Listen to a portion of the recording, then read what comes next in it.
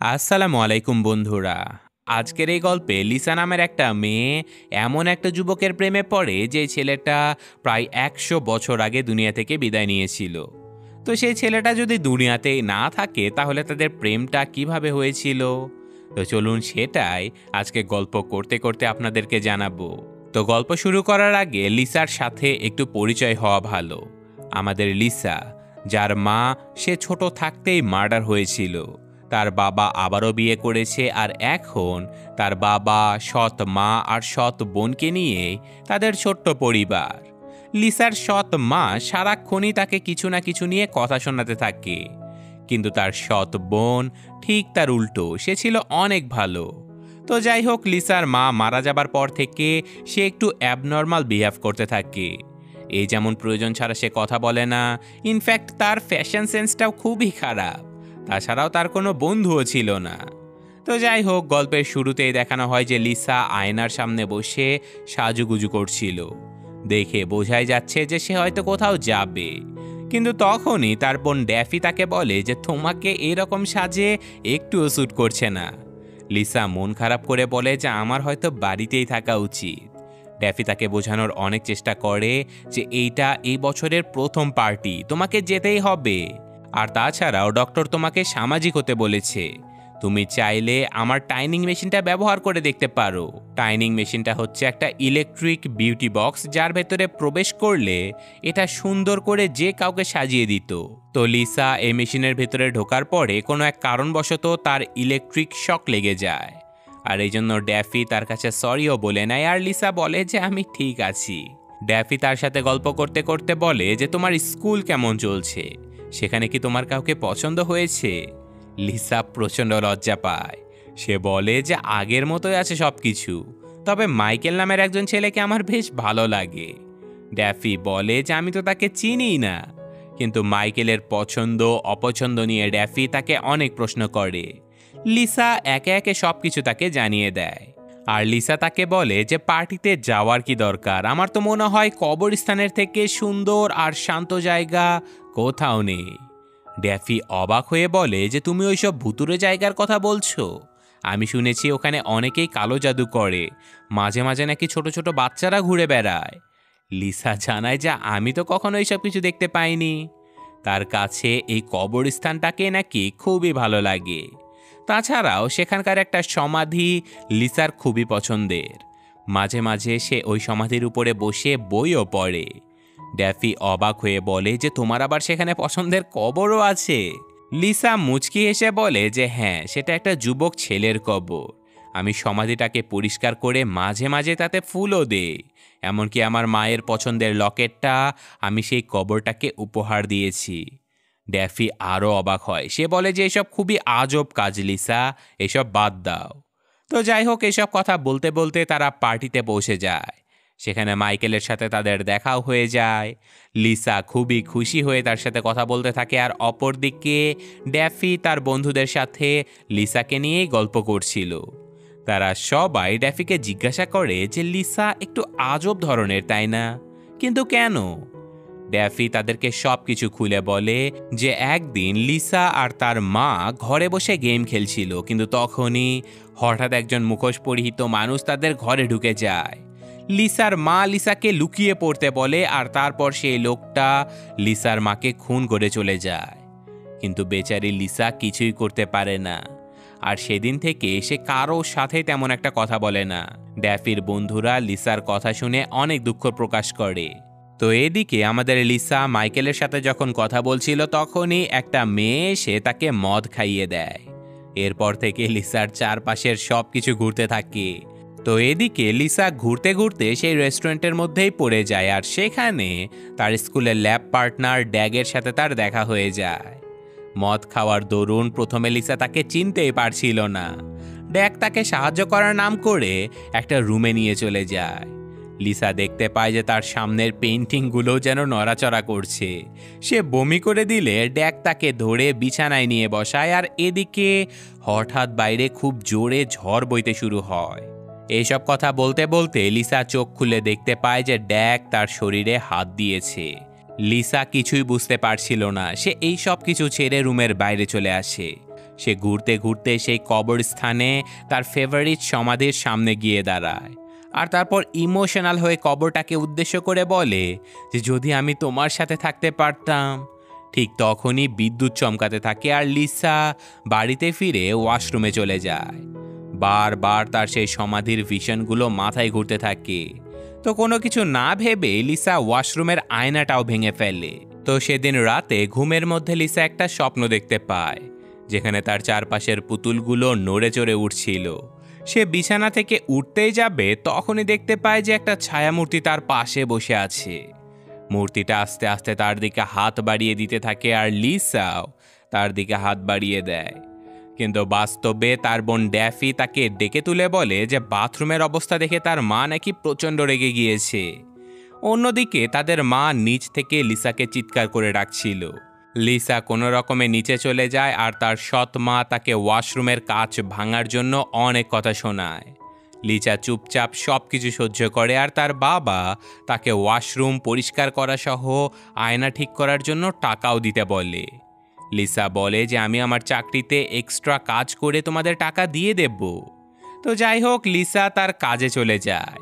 সে আসলে একটা টেইলরের দোকানে জামা সেলানোর কাজ করত, আর সেখানেই সেদিন মাইকেল এসেছিল তার জ্যাকেটটার দাগ পরিষ্কার করার জন্য। সে লিসাকে গতকাল ড্রিঙ্কস করানোর জন্য সরি বলে দেয়। এই কথা শুনে লিসা অনেক খুশি হয়ে যায়, কারণ সে মনে মনে মাইকেলকে অনেক পছন্দ করত। তো যাই হোক, মাইকেল চলে যাবার পরে লিসা মাইকেলের জ্যাকেটটা থেকে ঘ্রাণ নিতে থাকে আর মুচকি মুচকি হাসতে থাকে। আর এখন রাতের বেলা লিসা বাড়িতে ফিরে দেখে যে বাড়ির সবাই ডাইনিং টেবিলে বসে খুবই হাসাহাসি করছে। ড্যাফি বলে যে তারা আজকে রাতে মুভি দেখতে যাবে। লিসাকেও তাদের সাথে যেতে বলে। লিসা বলে যে আমি যাব না। তো তারপর সে বলে যে আমি সারাদিন কাজ করে অনেক ক্লান্ত, আমি এখন কোথাও যেতে পারবো না। তার সৎ মা তাকে ব্যঙ্গ করে বলে যে এক সেলাই মেশিনে বসে মানুষ কিভাবে ক্লান্ত হতে পারে। তুমি কি জানো ড্যাফি 3 ঘন্টা ধরে কতটা মেহনত করে এসেছে? সেও খুবই ক্লান্ত, কিন্তু তারপরেও আমাদের সাথে যাবে। অন্যদিকে ড্যাফিও তাকে বোঝায় যে ফ্যামিলির সাথে থাকতে হলে তাকে মাঝে মাঝে ফ্যামিলিকেও টাইম দিতে হবে। তো যাই হোক, পরের সিনে আমরা দেখতে পাই যে লিসার বাড়ির সবাই মুভি দেখতে চলে গেছে, আর লিসা একা একাই বাড়িতে বসে ভূতের সিনেমা দেখছে। হঠাৎই বাইরে প্রচণ্ড শব্দ হয়, আর তখনই জানালা ভেঙে একটা বিভৎস লোক খুঁড়িয়ে খুঁড়িয়ে তার ঘরে ঢুকে পড়ে। লিসা ভয়ে তার হাতের কাছে যা পাচ্ছিল তাই ছুঁড়ে মারছিল। দৌড়ে গিয়ে সে 2 তলার ঘরের জানালা দিয়ে 1 তলার ছাদে উঠে ঝুলতে থাকে। আর সেই বিভৎস দেখতে লোকটা যখন বাড়ির মেন দরজা দিয়ে বের হতে যায়, ঠিক তখনই লিসা ছাদ থেকে পড়ে সোজা সেই লোকটার উপরে পড়ে।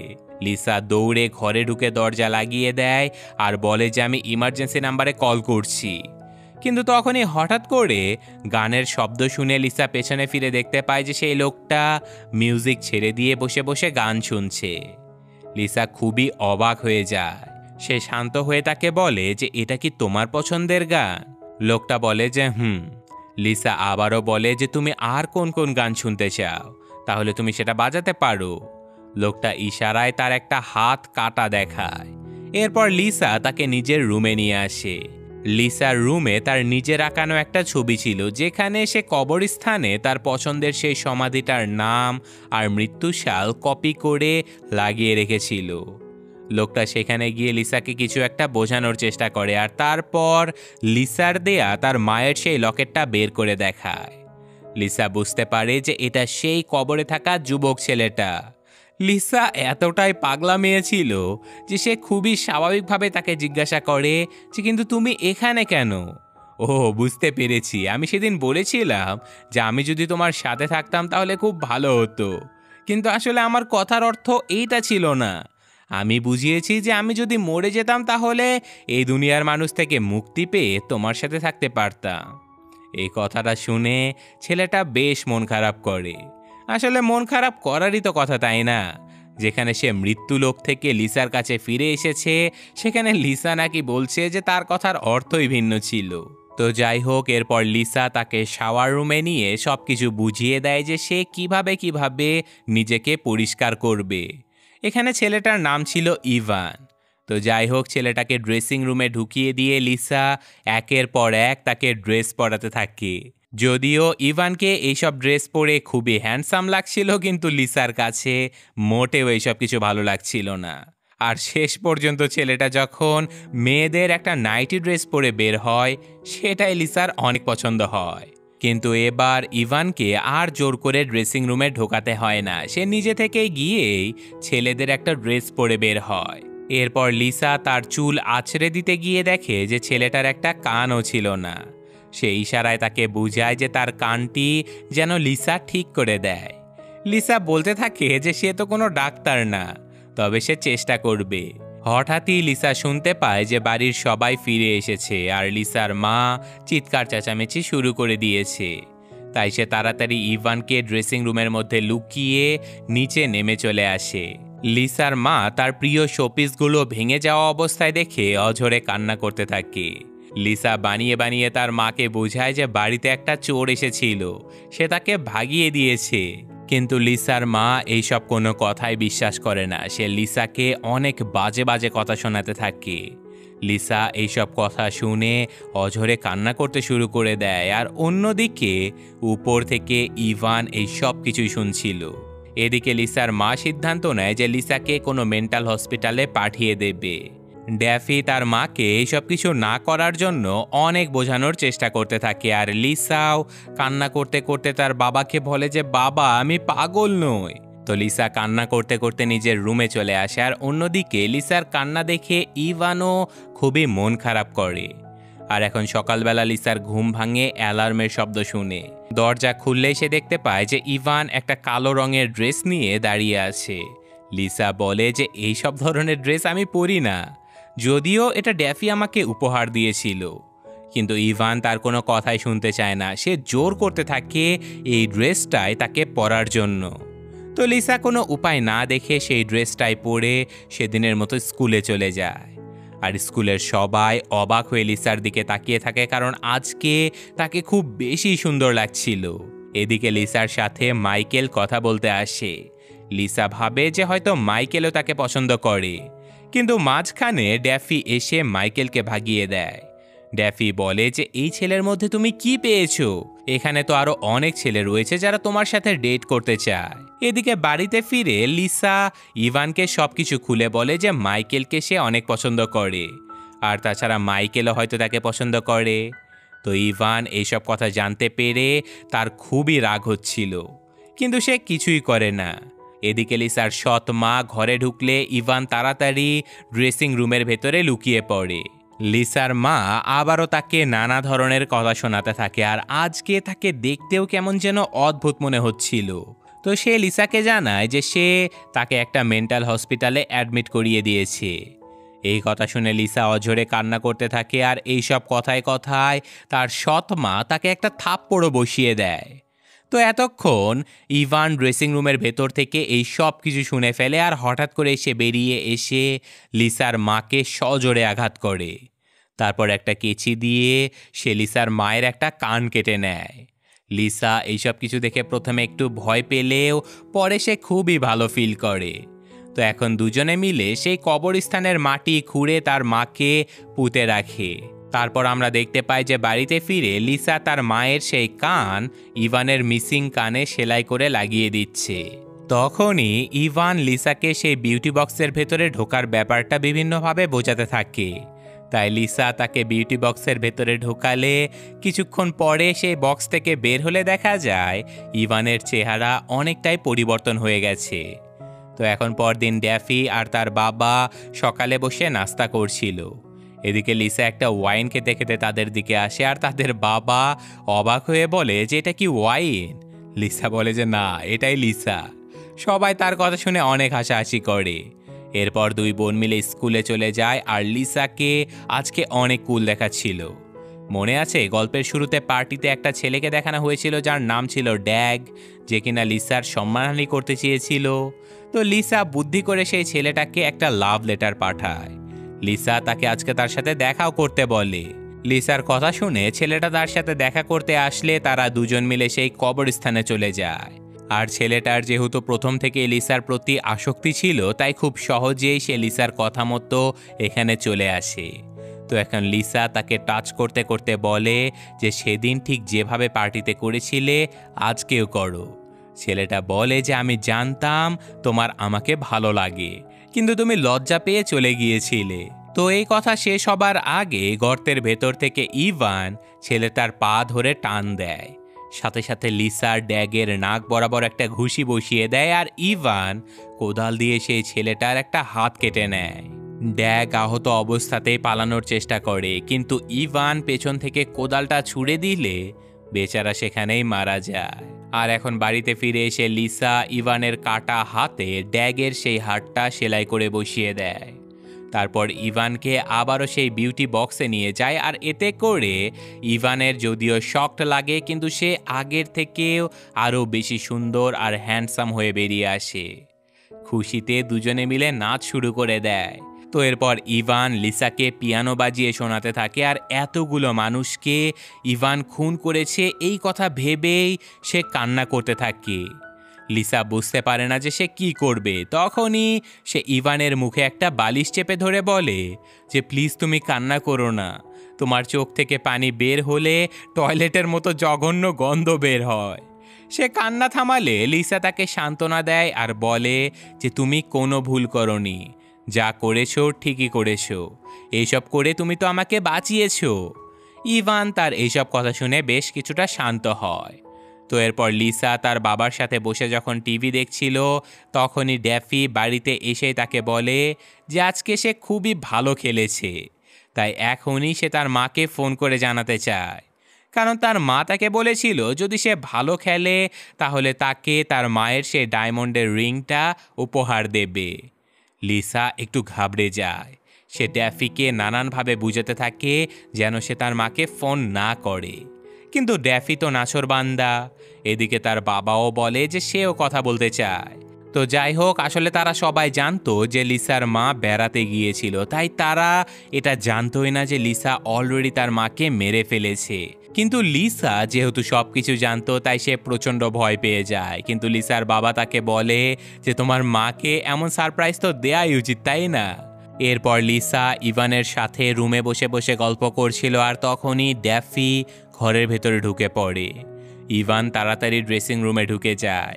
এদিকে ড্যাফি খুবই উদ্বিগ্ন হয়ে জানায় যে তার মাকে এখনও খুঁজে পাওয়া যাচ্ছে না, তার মায়ের ফোনও বন্ধ। লিসা ড্রেসিং রুমের দরজা আটকে রেখে বলে যে হয়তো তার সাথে কিছু একটা ঘটে গেছে। এদিকে ফ্লোরের ম্যাটের নিচে তখনও রক্ত লেগেছিল। ড্যাফি কথা বলতে বলতে সেখানে গিয়ে দাঁড়ায়। লিসা প্রচণ্ড ভয় পেয়ে যায়, এই না ড্যাফি সব কিছু দেখে ফেলে। সে কোনো রকমে সব কিছু সামলে নিয়ে ড্যাফিকে সান্ত্বনা দিতে থাকে আর বলে যে তুমি এখন এমন উল্টাপাল্টা কোনো চিন্তাই করো না, মা ঠিকই আছে। লিসা তাকে সান্ত্বনা দিয়ে নিচে পাঠিয়ে দেয়।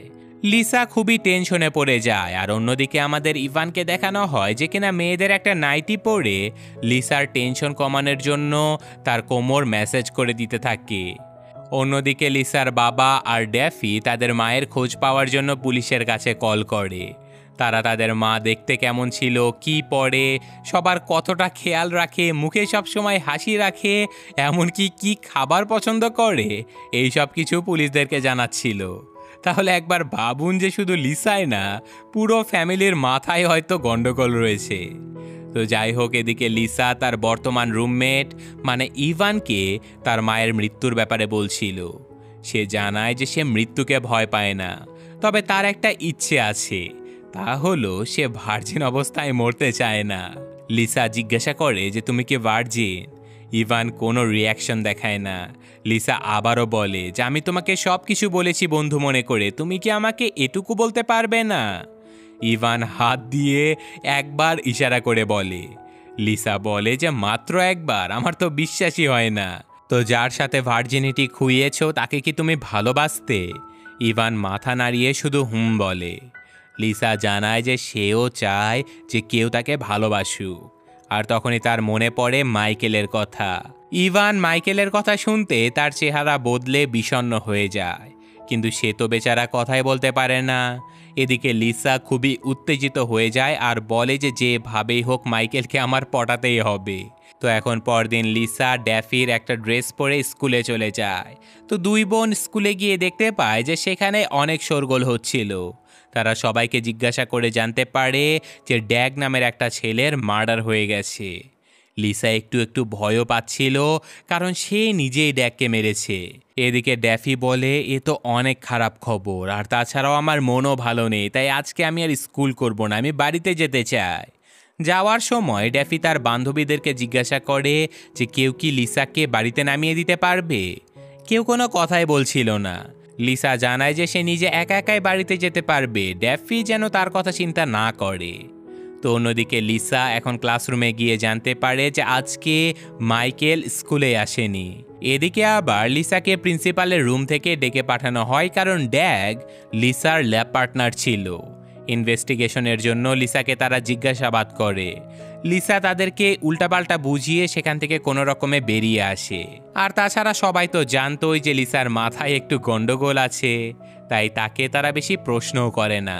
অন্যদিকে আমাদের ইভানকে দেখানো হয় যে কিনা বাড়ি থেকে বেরিয়ে পড়েছে কোথাও যাবার জন্য, আর ইভান গাড়ি নিয়ে বেরিয়ে পড়েছে। অন্যদিকে লিসা মাইকেলের দেখা না পেয়ে স্কুল থেকে বেশ রাগ অভিমান নিয়ে বাড়িতে যাবার জন্য বেরিয়ে পড়ে। আর হাঁটতে হাঁটতে সে খেয়াল করে যে ইভান গাড়ি নিয়ে তার সামনে দাঁড়িয়ে আছে। সে তাই গাড়িতে উঠে বসে আর ইভানকে বলে যে গাড়ি মাইকেলের বাড়ির দিকে নিয়ে যেতে। যদিও ইভান তাকে মাইকেলের বাড়িতে নিয়ে যেতে চায় না, তাই সে বারবার গাড়ি থামিয়ে দিতে থাকে। তো যাই হোক, লিসা তাকে অনেকগুলো কথা শুনিয়ে ফাইনালি মাইকেলের বাড়ির ভেতরে ঢুকে যায়। এদিকে ইভান মাইকেলের বাড়ির সামনে দাঁড়িয়ে ড্যাফির লাল রঙের গাড়িটা দেখতে পায়। লিসা মাইকেলের রুমের সামনে এসে দেখে যে ড্যাফি আর মাইকেল বিছানায় বসে গল্প করছে। সে ওদেরকে এভাবে দেখে প্রচণ্ড কষ্ট পায়, আর মাইকেল তাকে সোজা জানিয়ে দেয় যে লিসার জন্য তার কোনো ফিলিংসই নেই। তখনই ইভান ঘরে ঢুকে মিউজিকের ভলিউম বাড়িয়ে দেয়, আর ওদের কিছু বুঝে ওঠার আগেই একটা কোদাল দিয়ে মাইকেলের দেহের একটা অংশ কেটে নেয়। ইভান ড্যাফিকেও মারতে চলে যায়, কিন্তু লিসা তাকে থামিয়ে দেয়। ইভান ঘর থেকে বেরিয়ে গেলে লিসাও তার বোনকে নিয়ে বেরিয়ে আসে। ইভান মাইকেলের শরীরের একটা অংশ নিয়ে কবরস্থানে চলে যায়। লিসাও তার পেছন পেছন যেতে থাকে, আর ড্যাফি তখনও ভয়ে কাঁপছিল। লিসা তার বোনকে অনেক ইমোশনাল কথা বলে, এমনকি তার মায়ের সেই লকেটটাও সে তার বোনকে দিয়ে দেয়। তারপর ইভানের কোদালটা নিয়ে লিসা তার বোনকে রেখে কবরস্থানের দিকে চলে যায়, আর সে এখন ইভানকে মারারও চেষ্টা করে, কিন্তু পারে না। ইভান আর লিসা দুজনেই ইমোশনাল হয়ে দুজন দুজনকে জড়িয়ে ধরে। লিসা জিজ্ঞাসা করে যে তুমি কি আমাকে ভালোবাসো? ইভান মাথা নাড়িয়ে সম্মতি জানায়। লিসা বলে যে তাহলে এক্ষুনি শুরু করো, আমাদের কাছে বেশি সময় নেই। কিন্তু ইভান ঠায় দাঁড়িয়ে থাকে। লিসার জোড়াজুড়িতে সে লিসার হাত টেনে লিসাকে দেখায় যে আসলে ইভানের নিতম্বটাই মিসিং ছিল। লিসা বলে যে তুমি আমাকে আগে জানাওনি কেন? তারপর নিজে আবার বলে যে ওকে, কোনো সমস্যা নেই, তোমার এইসব কিছু না থাকলেও আমি তোমাকে ভালোবাসি, আমরা অন্য কোনো ব্যবস্থা করে নেব। আর তখনই ইভান তার পকেট থেকে কিছু একটা বের করে লিসাকে দেখায়। লিসা বুঝতে পারে যে ইভান মাইকেলের মেশিনটাই কেটে নিয়ে এসেছে। তো এখন দুজনেই খুশি হয়ে বাড়িতে ফিরে যায়। আর এখন বাড়িতে ফিরে এসে লিসা মাইকেলের সেই শরীরের টুকরাটা ইভানের শরীরে সেলাই করে লাগিয়ে দেয়। তো যাই হোক, এখন ইভান লিসার সেই মনের ইচ্ছা অর্থাৎ ভার্জিনিটি হারানোর ইচ্ছা পূরণ করে দেয়। আর এখন যেহেতু লিসা এই পর্যন্ত অনেকগুলো মানুষকে খুন করে ফেলেছে, তাই বাঁচার আর কোনো উপায় থাকে না তাদের কাছে। তাই সে স্বেচ্ছায় মৃত্যুবরণটাকেই বেছে নেয়। ইভানকে বলে যে বিউটি বক্সের ভেতরে যেন তাকে ঢুকিয়ে দেয়া হয়, আর তারপর এটার হাই ভোল্টেজ মোড অন করে দেওয়ার জন্য সে ইভানকে অনুরোধ করে, আর ইভানও তাই করে। তো এখন দুজন দুজনকে শেষ বিদায় জানায়, আর ইভান কান্না করতেই থাকে। তো যাই হোক, এরপর ফাইনালি ইলেকট্রিক শক খেয়ে লিসার সেখানে মৃত্যু হয়ে যায়। আর সাথে সাথে বিউটি বক্সের রুমে আগুন লেগে সব কিছু পুড়ে ছারখার হয়ে যায়। আর এখন অনেক দিন পরের ঘটনা দেখানো হয়, যেখানে লিসার বাবা আর ড্যাফি লিসার কবরে ফুল দিতে এসেছে। আর অন্যদিকে ইভান লিসাকে বই পড়ে শোনাচ্ছে। এখন লিসাকেও ইভানের মতো অদ্ভুত লাগছিল। হয়তো মৃত্যুর পরে তারা আবারও এক হয়ে গেছে, আর লিসা আবারও ফিরে এসেছে ইভানের কাছে। আর এই ঘটনার সাথে সাথে আজকের এই গল্পটা শেষ হয়ে যায়। তো কেমন লাগলো গল্পটা কমেন্টে জানাবেন। আমি আজকের মতো বিদায় নিচ্ছি। আল্লাহ হাফেজ।